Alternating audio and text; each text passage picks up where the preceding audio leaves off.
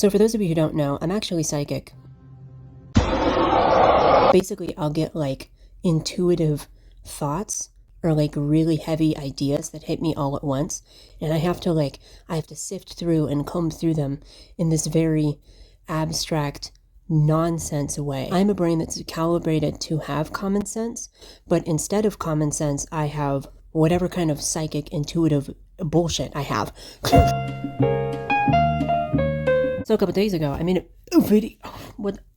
I made a video on TikTok about this thing called the love surge, where basically, like, a millennial couple got in front of a camera. They opened the camera, they opened their phone, and they pressed record, and then one of the partners deliberately framed the video to calmly and intellectually, like, explain the philosophical concept of a love surge.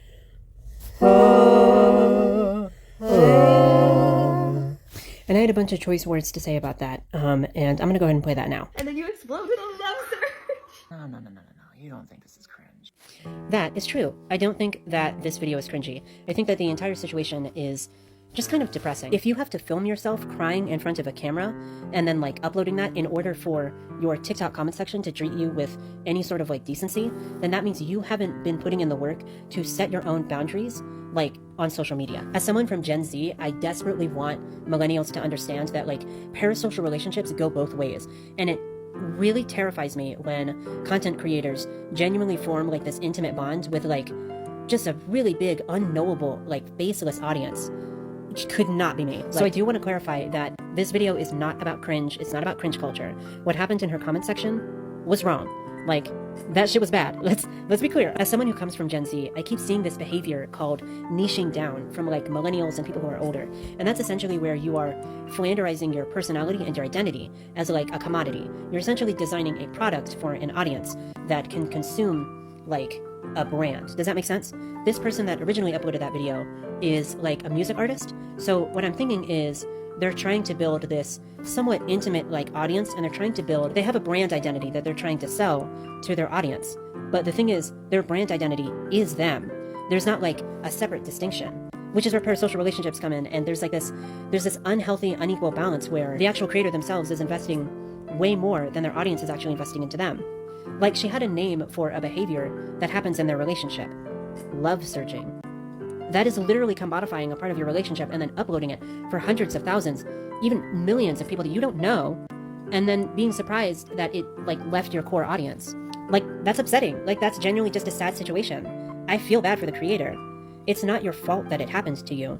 It's still your responsibility to set healthy boundaries and to redefine your brand. Does that make sense? It's just millennials have like family vlogs and like relationship channels and like relationship TikToks, and it's like, oh, you're making a brand out of like your life. What are you doing? That's not cringy, that's just creepy. Which is to say, the flanderization and the niching down of literally your personality and your identity is disrespectful to you and creepy to everyone who consumes it. Millennials really are like the first generation that are like aging within the online world. And that really comes with a whole slew of issues where they're like not understanding how to develop healthy boundaries, like basic healthy boundaries for like what it means to be in an online public space. Why do you need to record evidence of your relationship? What part of you is still in disbelief, right? What part of you still doesn't believe that you can be loved intrinsically? Why do you need the world to know about the love surge? Is it just so that you have proof for yourself that the love surge is real and that your love is real? I'm sorry that you need that kind of evidence. You deserve to be loved. All right.